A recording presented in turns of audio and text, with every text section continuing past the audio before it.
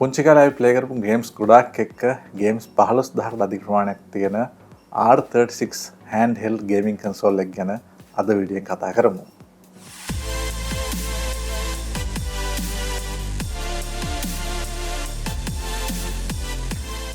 iBond කියලා පිළිගන්න යාළුවෝ හැමදෙනෙක්ම Tech Labs SL YouTube channel එකට. ඉතින් අපි 90s kids ලා විදිහට ගොඩක් වෙලාවට මේ handheld gaming console වල ආරම්භක අවධිය පහු කරපු කට්ටියක් විතර අපිට කියන්න පුළුවන්. ඒත් එක්කම අපි TV එකෙත් games play කරා ඒ දවස්වල gaming cartridge එහෙම දාලා TV game box එකකට. ඉතින් පුංචි කාලෙන් පස්සේ අත්‍තරම අපිට experience එක ආපහු ගන්න අවස්ථාවක් තිබුණේ නැහැ. නමුත් දැන් ඔයගොල්ලන්ට මේ වෙද්දි මේ mobile handheld gaming console එක ඒ experience එක ආපහු ගන්න හැකියාවක් තියෙනවා. ඉතින් Super Mario, Contra වගේ 2D games වල ඉඳන් GTA Vice City වගේ 3D games මේ console එකේ ඔයගොල්ලන්ට install කරලා තියෙනවා. අපි නම් වැඩි විස්තර නැතුව වීඩියෝ එකට ගිහලා බලමු මේ R36s gaming console එකේ ඔයගොල්ලන්ට මොනවද බලා ගන්න පුළුවන් කියලා. ඉතින් වීඩියෝ හොඳ නම් channel එකට subscribe එකක් දාලා support කරන්න අමතක කරන්න එපා. ඉතින් මුලින්ම මේ gaming console එකේ unboxing experience එක ගත්තට පස්සේ ඔයගොල්ලන්ට මේ වගේ purple color box එක තමයි මේක include කරලා තියෙන්නේ. ඉතින් මේක සමහර තැන්වල මම දැක්කා වෙන විදිහේ boxes වලත් ඔයගොල්ලන්ට include කරලා තියෙනවා. ඉතින් මේ side එකෙන් ඔයගොල්ලන්ට මේ gaming console එක ගන්න පුළුවන් colors mention කරලා තියෙනවා. black එක, orange එක, red එක, green එක, ඊට පස්සේ purple, blue සහ white විදිහට. එතකොට මේ gaming console එකේ තියෙන specifications කීපයකුත් ඔයගොල්ලන්ට box එකේ සඳහන් කරලා තියෙනවා. back එකෙත් ඔයගොල්ලන්ට in detail මේකට support කරන games formats මොනවද, ඊට පස්සේ මේකේ තියෙන display size එක, RAM එක, මේ වගේ දේවල් මේගොල්ලෝ සඳහන් කිරීමක් කරලා තියෙනවා.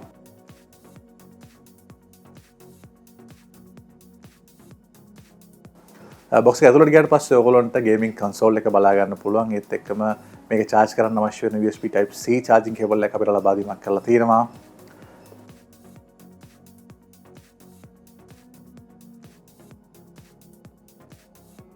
ඒත් එක්කම මේකේ user manual එකත් ඔයගොල්ලන්ට box එකේ include කරලා තියෙනවා. ඒත් එක්කම tempered glass එකකුත් include කරලා තියෙනවා ඒගොල්ලෝ. ඒකත් එක්ක ඔයගොල්ලන්ට මේකේ protection එක සම්බන්ධව බය වෙන අවස්ථාවක් නැහැ. මේ glass එකට ඔයගොල්ලන්ට tempered glass එක attach කරලා use කරන්න හැකියාවක් තියෙනවා.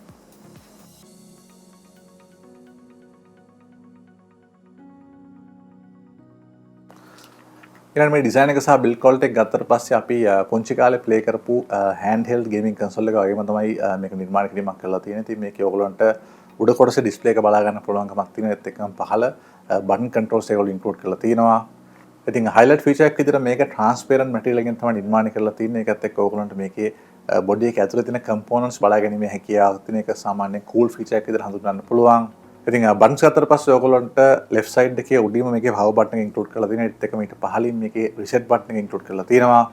ඊටත් පහළින් ඔයගොල්ලන්ට micro SD card එකක් දාන්න පුළුවන් වෙන slot එකක් ලබා දීමක් කරලා තියෙනවා. මම ඒක ගැන විශේෂයෙන් ඔයගොල්ලන්ට වෙනම කියන්නම්. ඊට පස්සේ front එකේ කලින් කියවන top එක ඔයගොල්ලන්ට display එක බලා ගන්න පුළුවන්. පහළින් ඔයගොල්ලන්ට game control කරන්න අවශ්‍ය වෙන buttons කීපයක් ලබා දීමක් කරලා තියෙනවා. ඒත් එක්කම right side එක ගත්තට පස්සේ ඔයගොල්ලන්ට volume up down button එක include කරලා තියෙනවා. ඊට පහළින් ඔයගොල්ලන්ට තවත් micro SD card එකක් ඒගොල්ලෝ ලබා දීමක් කරලා තියෙනවා. පහලින් ගත්තට පස්සේ ඔයගොල්ලන්ට USB type C ports දෙකක් ලබා දීමක් කරලා තියෙනවා. ඉතින් එක port එකකින් ඔයගොල්ලන්ට මේක charge කරන්න හැකියාවක් තියෙනවා. අනිත් port එක ඔයගොල්ලන්ට USB OTG නැත්නම් on the go port එකක් විදිහට කරන්න පුළුවන්කමක් තියෙනවා. ඒකත් එක්ක ඔයගොල්ලන්ට මේක secondary display එකට මේක mirror කරන්න හැකියාවක් තියෙනවා මේ gaming console එකේ තියෙන display එක. ඒ දෙක අතරමැද ඔයගොල්ලන්ට 3.5mm headphone jack එකකුත් ලබා දීමක් කරලා තියෙනවා. ඉතින් ඔයගොල්ලන්ට කැමති නම් headphone එකක් connect කරලා ඉවරලා audio output එක ඔයගොල්ලන්ට ඒක හරහා ලබා ගැනීමේ හැකියාවක් තියෙනවා. ඒත් එක්කම buttons වලට මැද්දෙන් ඔයගොල්ලන්ට මේ gaming console එකට අදාළ speaker ලබා දීමක් කරලා තියෙනවා. ඉතින් සාමාන්‍යයෙන් decent quality එකක් තියෙන speaker එකක් විදිහට මේක හඳුන්වන්න පුළුවන්. මේක loudness එකත් හොඳ මට්ටමක තියෙනවා. ඒත් එක්කම gaming console එකේ පිටිපස්ස පැත්තට ගියාට පස්සේ ඔයගොල්ලන්ට වෙනම shoulder buttons කීපයකුත් ඒකවල ලබා දීමක් කරලා තියෙනවා. ඒව හරහා ඔයගොල්ලන්ට games වලට input ලබා දෙන්න හැකියාවක් තියෙනවා. ඊටත් පස්සේ මේකේ battery compartment එක අපිට බලා ගන්න පුළුවන්. ඉතින් ඔයගොල්ලන්ට කැමති නම් මේකේ battery එක replace කරන්නවත් හැකියාවක් තියෙනවා. ඉස්සර කාලේට battery එක damage එකක් වුණොත් එහෙම ඒකත් plus point එකක් විදිහට අපිට හඳුන්වන්න පුළුවන්. ඉතින් මේකේ overall build quality එක ගත්තට පස්සේ ගොඩක් හොඳ plastic material එකෙන් තමයි නිර්මාණය කිරීමක් කරලා තියෙන්නේ. ඒකත් එක්ක මේකේ හොඳ durability එකක් අපිට බලා ගන්න පුළුවන්. ඉතින් ඔයගොල්ලන්ට කාලයක් මේක use කරද්දී මේ plastic material එක damage නැතුව use කරන්න හැකියාවක් තියෙනවා. ඉතින් මේකේ fit and finish එකත් මේක ගෙවන ගානත් එක්ක සෑහෙන හොඳ මට්ටමක තියෙනවා අපිට කියන්න පුළුවන්. ඊළඟ මේකේ තියෙන micro SD card slots දෙක ගැන මම පොඩ්ඩක් කියලා ඉන්නම්. ඔයගොල්ලන්ට මම කලින් කිව්වා වගේ left side එකේ වගේම right side එකෙත් micro SD card slots දෙකක් බලා ගන්න පුළුවන්. ඉතින් right side එකේ ඔයගොල්ලන්ට මේ කියන default micro SD card slot එක තමයි ඒගොල්ලෝ දාලා තියෙන්නේ. ඒක ඔයගොල්ලන්ට 64GB micro SD card එකක් දාලා තියෙන. ඒකට ඒගොල්ලෝ මේකට අදාළ වෙන ගේම්ස් ටික ඔක්කොම ඉන්ස්ටෝල් කරලා තමයි ඔයගොල්ලන්ට ඒවල තියෙන්නේ. ඉතින් left side එකේ තියෙන micro SD card slot එකට ඔයගොල්ලන්ට තවත් SD card එකක් දාලා ඉවරලා ඒක හරහා ඔයගොල්ලන්ට additional games මේකට ලබා ගන්න පුළුවන්කමක් තියෙනවා. ඊට පස්සේ අපි මේ control එකේ තියෙන buttons ගැන පොඩ්ඩක් කතා කරලා ඉතින් power button එකේ ඔයගොල්ලන්ට normally මේක power on off කරන්න හැකියාවක් තියෙනවා. ඊට පහළ තියෙන reset button එක ඔයගොල්ලන්ට හදිසි අවස්ථාවකදී ඔයගොල්ලෝ games play කරද්දී මේ gaming console එකේ stuck වුණොත් එහෙම ඔයගොල්ලන්ට මේක reset කරගැනීමේ හැකියාවක් තියෙනවා කිසිම ගැටලුවක් නැතුව. ඊට පස්සේ front එකේ තියෙන buttons ගත්තට පස්සේ ඔයගොල්ලන්ට direction buttons කීපයක් ලබා දීමක් කරලා තියෙනවා. 4 directions වලට ඒත් එක්කම joysticks දෙකක් ලබා දීමක් කරලා තියෙනවා. ඒත් එක්කම ඔයගොල්ලෝ games වලට use කරන X, A සහ BY කියන buttons ටිකත් ඔයගොල්ලන්ට මේකේ ලබා දීමක් කරලා තියෙනවා. center එකේ තියෙන buttons ගත්තට පස්සේ ඔයගොල්ලන්ට functions button එකක් ලබා දීමක් කරලා තියෙනවා. select button එකක් ලබා දීමක් කරලා තියෙනවා. start button එකකුත් ලබා දීමක් කරලා තියෙනවා. ඒක හරහා ඔයගොල්ලන්ට game එක start කරන්න, pause කරන්න, game එක save කරන්න වගේ features කරන්න හැකියාවක් තියෙනවා. ඊළඟ පිටිපස්සේ තියෙන shoulder buttons ගත්තට පස්සෙත් ඔයගොල්ලන්ට L1, L2, R1, R2 විදිහට තමයි ඒගොල්ලෝ include කරලා තියෙන්නේ. ඉතින් මේව හරහාත් ඔයගොල්ලන්ට games වලට controls ලබා දෙන්න හැකියාවක් තියෙනවා. ඉතින් මේ buttons වල quality එක ගත්තට පස්සේ ගොඩක් හොඳයි කියලා කියන්න පුළුවන්. ඉතින් අපි දන්නවා game එකක් play කරද්දී අපිට සෑහෙන buttons නිතර press කරන්න වෙන අවස්ථාවක් එන්න පුළුවන්. ඒත් එක්කම මේ play එක හොඳ මට්ටමක තියෙන්න ඕනේ. ඔයගොල්ලෝ ලබා දෙන input segment එකම game එකට යන්න. ඉතින් මේවා තියෙන build quality එක ගොඩක් හොඳ මට්ටමක තියෙන. ඒත් එක්කම play එකත් සෑහෙන හොඳ මට්ටමක තියෙන. ඔයගොල්ලන්ට ගොඩක් හොඳ feel එකක් මේ buttons වලින් ලබා ගන්න පුළුවන්. විශේෂයෙන්ම joystick වලත් ගොඩක් හොඳ play එකක් එක්ක අපිට games වලට input ලබා දෙන හැකියාවක් තියෙනවා. ඒක plus point එකක් විදිහට ගන්න පුළුවන්. ඊළඟ මේ ගේමින් කන්සෝල් එකේ මම ගොඩක් සර්ප්‍රයිස් වෙච්ච එලිමන්ට් එකක් විතර මේකේ තියෙන ඩිස්ප්ලේ එක හඳුන්වන්න පුළුවන්. ඉතින් බැලුවල්ම අපිට පේන විදිහට පොඩි ගේමින් කන්සෝල් එක අපි ලොකු ක්වොලිටි එකක් තියෙන ඩිස්ප්ලේ එකක් අපි එක්ස්පෙක්ට් කරන්නේ නැහැ මේ වගේ ප්‍රයිස් රේන්ජ් එක. නමුත් මේ ගේමින් කන්සෝල් එක ඔයගොල්ලන්ට අඟල් 3.5ක විශාල IPS LCD පැනල් එකක් තමයි ලබා දීමක් කරලා තියෙන්නේ. ඉතින් මේක resolution එක ගත්තට පස්සෙත් 640x480 කියන high resolution display එකක් තමයි ලබා දීලා තියෙන්නේ. ඒකත් එක්ක ඔයගොල්ලන්ට කිසිම අවස්ථාවක pixels පේන ගතියක් බලා ගන්න පුළුවන් වෙන්නේ නැහැ. ඒත් එක්කම විශේෂයෙන්ම මේක eye protective display එකක් විදිහට ඒක certify කරලා තියෙන එකත් එක්ක ඔයගොල්ලෝ long sessions වලට මේක use කරත් ඔයගොල්ලෝගේ ඇස් වලට හානියක් වෙන්නේ නැතුව ඔයගොල්ලන්ට games play කරන්න හැකියාවක් තියෙනවා. ඉතින් මේ display colors ගත්තට පස්සෙත් ඔයගොල්ලන්ට IPS LCD panel එකක් නිසා ගොඩක් accurate colors මේකේ බලා ගැනීමේ හැකියාවක් තියෙනවා. ඉතින් ඔයගොල්ලෝ games එකෙන් play කරද්දී සෑහෙන හොඳ experience එකක් ගන්න පුළුවන්. ඔයගොල්ලන්ට games වල හොඳ details බලා ගැනීමේ හැකියාවක් තියෙනවා. ඒක plus point එකක් විදිහට ගන්න පුළුවන්. ඉතින් මේකේ resolution එක ගොඩක් high නිසා ඔයගොල්ලෝ TV එකේ play කරපු game එකක් වුණත් මේකේ play කරද්දී ඔයගොල්ලන්ට හොඳ clarity එකකින් game එක play කරගැනීමේ හැකියාවක් තියෙනවා. ඊළඟ මේ gaming console එකේ අනිත් specs ගත්තට පස්සේ ඔයගොල්ලන්ට මේකේ තියෙන CPU එක RK3326 කියන quad-core 64-bit CPU එක තමයි මේකට include කරලා තියෙන්නේ. ඒකේ ඒගොල්ලෝ කියලා තියෙනවා CPU power එක up to 1.5 GHz වෙනකන් ගන්න පුළුවන් කියලා. ඒත් එක මේකේ 1GB DDR3 RAM එකක් ඒක include කරලා තියෙනවා. මේකේ battery life එක ගත්තට පස්සෙත් මේකේ battery capacity එක ඔයගොල්ලන්ට mAh 3500ක battery එකක් තමයි include කරලා තියෙන්නේ. ඒගොල්ලෝ කියන විදිහට ඔයගොල්ලන්ට පැය 14කට වැඩි battery life එකක් මේ gaming console එක හරහා ලබා ගැනීමේ හැකියාවක් තියෙනවා. ඊළඟ මේ ගේමින් කන්සෝල් එකේ තියෙන ගේම් සම්බන්ධව සහ මේකේ තියෙන සෙටින්ග් සම්බන්ධව පොඩි අයිඩියක් අරන් ඉමු. ඉතින් මේක ඇත්තටම මම කලින් විතර ඔයගොල්ලන්ට ගේම්ස් 15000කට අධික ප්‍රමාණයක් ඉන්ස්ටෝල් කරලා තියෙනවා 64GB කාඩ් එකේ. ඉතින් ඒකත් එක්ක ඔයගොල්ලන්ට සෑහෙන ලොකු වෙරයිටි එකකින් මේ ගේම්ස් ප්ලේ කරගැනීමේ හැකියාවක් තියෙනවා. ඉතින් මේකෙදි ගේම්ස් ගත්තට පස්සේ ඔයගොල්ලන්ට ගේම්ස් කැටගරිස් වලට තමයි ඒගොල්ලෝ දාලා තියෙන්නේ. ඉතින් මේ කැටගරිස් වල ඔයගොල්ලෝ අපි පොඩි කාලේ ප්ලේ කරපු ගේමින් කන්සෝල්ස් වල නමින්ම games categories කරලා තියෙන එකත් එක්ක අපිට හිතා ගන්න පුළුවන් මේ gaming console එකේ මේ game එක තිබ්බා කියලා. ඉතින් මුලින්ම ගත්තට පස්සේ මේකේ system 1 එක තියෙනවා, ඊට පස්සේ system 2 එක තියෙනවා, ඊට පස්සේ system 3 තියෙනවා. ඊට පස්සේ multiple arcade machine emulator games ඔයගොල්ලන්ට 343ක් include කරලා තියෙනවා. PC engine එකේ games 289ක් තියෙනවා, disk system එකේ games 841ක් තියෙනවා. Super Famicom එකේ ඔයගොල්ලන්ට games 88ක් දාලා තියෙනවා. ආයිත් Nintendo system එකේ games 3139ක් දාලා තියෙනවා. Super Nintendo එකේ games 553ක් තියෙනවා. Nintendo 64 එකේ games 9ක් තියෙනවා. ඊට පස්සේ Nintendo Game Boy එකේ ඔයගොල්ලන්ට games 2216ක් include කරලා තියෙනවා.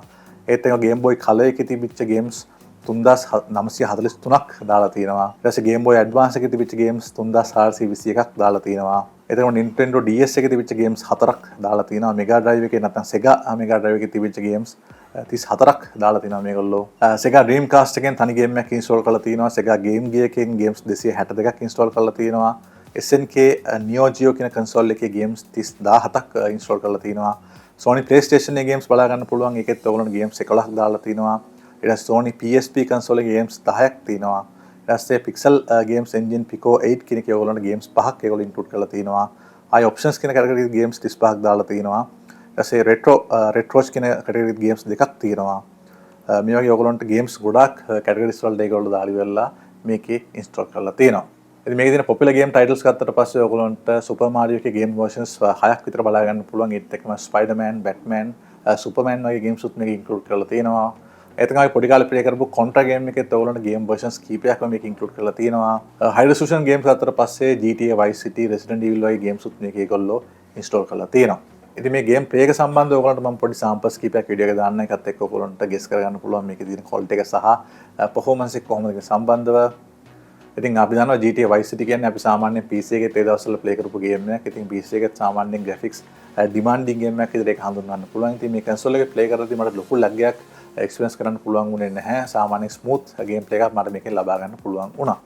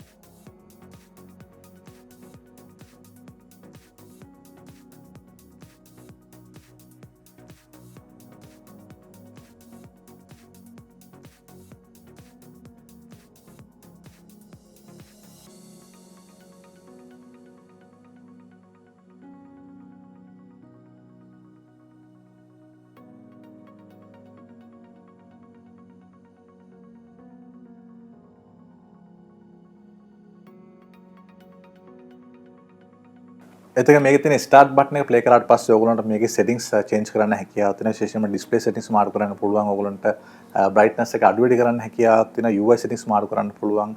sound settings හදන්න පුළුවන්. ඊට පස්සේ game collection settings, emulator settings, ඊට පස්සේ scraper, ඊට පස්සේ advanced settings මේ විදිහට ඔයගොල්ලන්ට මේකේ තියෙන settings ගොඩක් මේ settings menu එක හරහා adjust කරන්න හැකියාවක් තියෙනවා. ඉතින් overall මේකේ performance එක ගත්තට පස්සෙත් මම games කීපයක් මේකෙන් play කරලා බැලුවා. ඉතින් මට සෑහෙන හොඳ එක්ස්පීරියන්ස් එකක් මේ ගේමින් කන්සෝල් එකෙන් ලබා ගන්න පුළුවන් වුණා.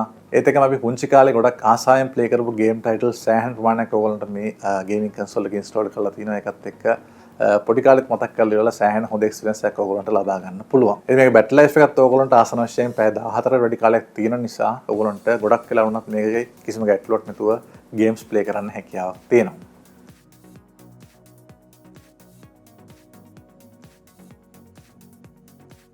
තියෙනවා මම කියන්නම් ඔයගොල්ලන්ට මේ ගේමින් කන්සෝල් එක මිලදී ගන්න පුළුවන් කොහෙන්ද කියන සම්බන්ධව. ඉතින් මේක ඔයගොල්ලන්ට Galaxy.lk වෙබ්සයිට් එකේ මිලදී ගැනීමේ හැකියාවක් තියෙනවා රුපියල් 18250ක මුදලකට. ඉතින් මේකේ තියෙන ගේම්ස් ප්‍රමාණය සහ මේකේ තියෙන ඕවරෝල් එක්ස්පීරියන්ස් එක ගත්තට පස්සේ මේ ප්‍රයිස් එක සෑහෙන හොඳයි කියලා කියන්න පුළුවන්. අපි දන්නවා branded gaming console එකක් ගන්න ගියොත් එහෙම ඔයගොල්ලන්ට අද කාලේ සෑහෙන ලොකු වියදමක් කරන්න අවශ්‍ය වෙන. ඊට අමතරව ඒක ඉන්ස්ටෝල් කරන ගේම්ස් වලට අපිට ප්ලේ කරන්න අවශ්‍ය වෙනවා. ඉතින් මේ Galaxy.lk වෙබ්සයිට් එක කරා ඔයගොල්ලන්ට මේක cash on delivery පහසුකම් ගෙන්ව ගැනීම හැකියාවක් තියෙන. ඒත් එක්කම Coco payments කරා ඔයගොල්ලන්ට පහසු ගෙවීමේ ක්‍රමයටත් මිලදී ගන්න හැකියාවක් තියෙනවා. ඉතින් ඔයගොල්ලෝ ෆිසිකල් ස්ටෝර් එකක් බලාපොරොත්තු වෙනවා නම් රාජගිරි ජනදසිරි මෝල් එකේ මෙයාලගේ ෆිසිකල් ස්ටෝර් එකක් ලොකේට් කරලා තියෙනවා. ඔයගොල්ලන්ට එතනට ගිහිල්ලත් මේ devices experience කරලා මිලදී ගැනීමේ හැකියාවක් තියෙනවා. ඉතින් අවසාන වශයෙන් මම හිතනවා ඔයගොල්ලන්ට මේ R36 ගේමින් කන්සෝල් එක සම්බන්ධව හොඳ අයිඩියාවක් එන්න ඇති කියලා. දැනට මේක යූස් කරන කට්ටිය ඉන්නවනම් අනිවාර්යෙන්ම ඔයගොල්ලෝගේ එක්ස්පීරියන්ස් එකත් අපිත් එක්ක බෙදා ගන්න. මොනවාට questions තියෙනවා නම් ඒවත් දාන්න. මම පුළුවන් විතර ලබා දීමක් කරන්නම්. ඉතින් තවත් පිටුස් බලන්න අපේ channel එක subscribe කරන්න කියලා මම ඉල්ලා සිටිනවා. ආපහු මේකදී හැම වෙනතුරු ඔයගොල්ලෝ හැමෝටම සුබ දවසක්.